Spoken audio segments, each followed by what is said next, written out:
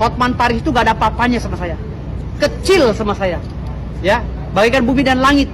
Kecil bagi saya tuh Hotman Paris. Halo Hotman, belajar dulu ilmu hukum. Kau kuliah di mana, Hotman Paris? Saya ini pengacara militan yang siap pasang badan untuk klien. Jadi nggak usah kalian eluk-elukan Hotman Paris. Hari ini terbukti Hotman Paris mulai dari persidangan keempat dia kabur dari pengadilan, teriak-teriak pakai handphone, telepon sana, telepon sini, minta SK saya dicabut. Tapi kecil dia. Kau belajar ilmu hukum.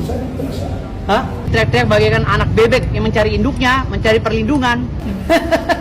Nggak usah euforia kau Hotman, ya lawan kau saya nggak akan pernah mundur sekalipun.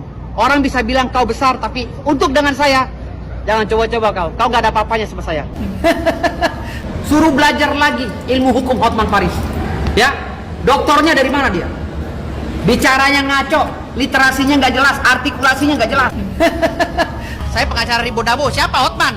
Jangankan Hotman Paris, Hotman Ciseeng, Hotman Parung, Hotman Poris, Hotman Joglo, gue sikat semua. Gak ada takut-takutnya gue. Gak ada, berini juga gak ada takut-takutnya gue. Gue siap sama Hotman.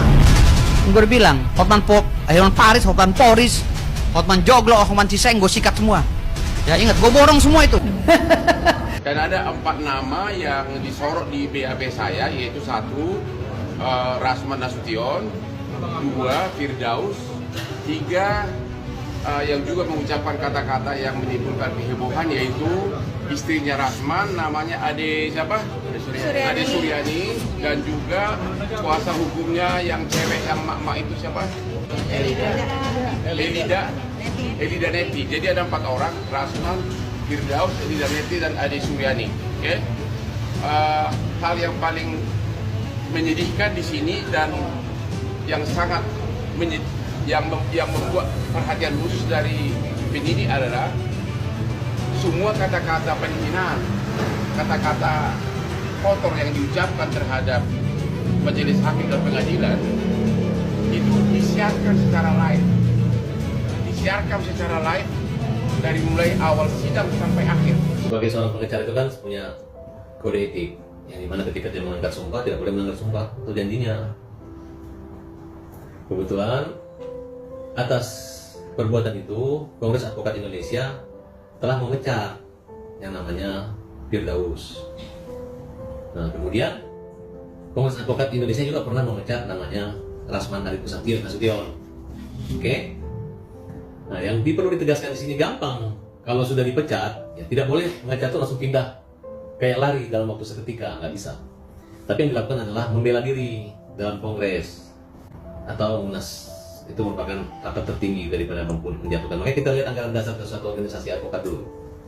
Apakah harus disampaikan oleh Munas atau cukup dengan SK Ketua Umum dari DPW atau DPC. Nah, kemudian dalam hal ini memang kemarin saya menyatakan keras banget. Saya minta supaya dihukum semua, ditangkap semua. Gitu.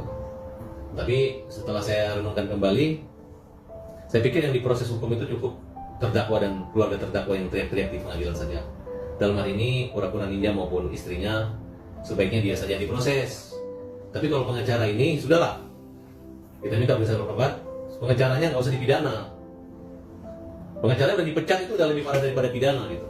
Karena biar bagaimanapun mereka kan mengatasnamakan kliennya walaupun ada melanggar. Dan memang agak dimaklumi sih, Mahkamah Agung ini nggak terlalu ribut banget karena memang kondisinya saat sidang selesai.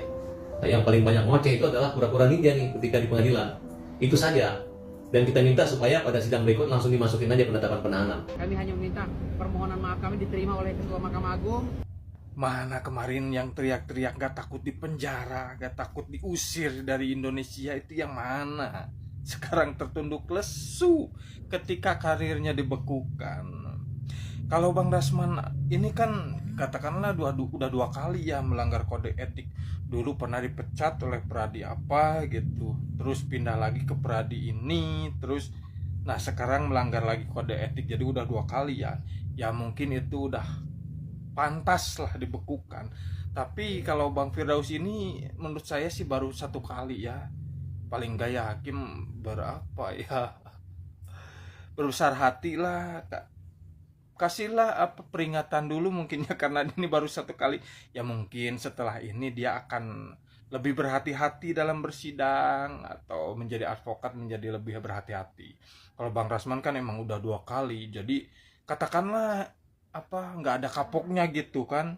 Jadi setelah dia melanggar kode etik melakukan lagi, ya mungkin itulah pantas dibekukan. Tapi kan kalau Bang Firdaus kasihan loh. Guys, mungkin gemes banget ya sama bertanya-tanya. Kenapa nih si Firdaus setelah dipecat oleh Kongres Advokat Indonesia, malah ada beberapa organisasi advokat yang menawarinya untuk bergabung. Saya jelaskan salah satu tujuan mereka, maksud dan motif mereka mengajaki bergabung lagi. Yang namanya organisasi advokat itu, di dalamnya itu salah satunya ada Veradi, WPI, ada kantor hukum, ada firma hukum, ada juga LBH. Mungkin sama, mungkin berbeda lah semuanya. Tapi yang pasti mereka semua ini memiliki yang namanya bagian paralegal. Ya, salah satu tugas paralegal itu adalah mencari klien. Artinya mencari masyarakat yang berurusan dengan hukum yang membutuhkan pendampingan hukum. Ini berhubungan dengan penghasilan dari jasa lawyernya, penghasilan dari sukses fee-nya, dan belum lagi BOP yang akan mereka dapatkan.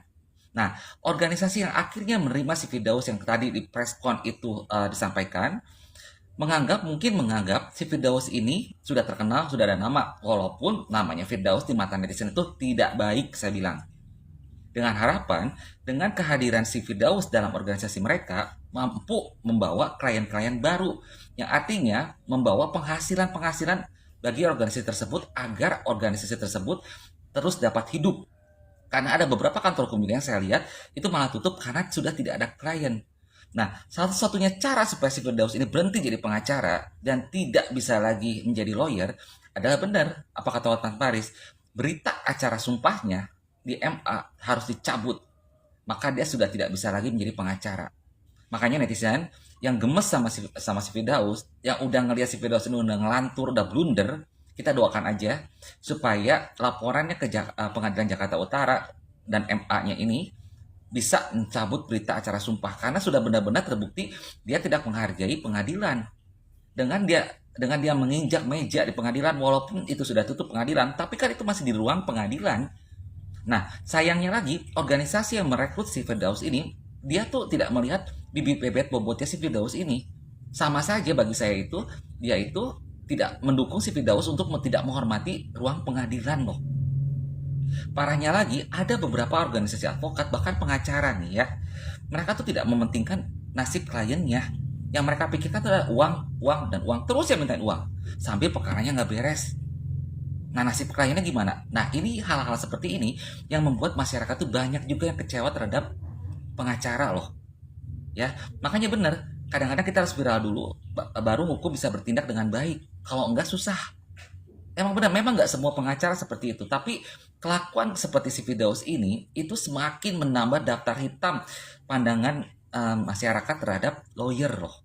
Ya, dan organisasi yang menerima si Firdaus ini juga jangan berbangga hati dulu nih dengan adanya si Firdaus ini, karena kalau sampai berita acara sumpahnya dicabut, sia-sia ada Firdaus di sana. Malah orang ini bakal jadi bumerang bagi organisasi tersebut. Nah, ini yang masyarakat netizen harus pahami kesananya, ya. Hotman Paris diminta untuk berhati-hati. Menurut informasi atau berita yang muncul, kalau Firdaus ini punya backingan spiritual yang nantinya tiba-tiba ada paku yang mendatangkan Hotman Paris. Coba gimana nih pendapat netizen nih tentang berita ini nih? Coba netizen komentar. Si Firdaus guys bilang dia ada gunung, nggak kayak bilang terus ada laut, ada sawah, ya kan, itu sawah semua. Kalau mau bilang laut, sawah, gunung punya lu Firdaus, aku juga punya tuh gunung Selawah Aceh, itu punya aku. Enak kali ya, tinggal bilang aja itu gue punya gunung. Kalah sama si Hotman Paris, ada aja bikin drama si Firdaus nih. Ada yang percaya guys? Kalau ada yang percaya tunjuk tangan. Yakin aku nggak ada satupun masyarakat Indonesia yang percaya. Firdaus, aduh, kelar si Agus, datanglah Firdaus. Kelar si Agus, muncullah Firdaus bikin drama. Selamat ya, diketawain masyarakat.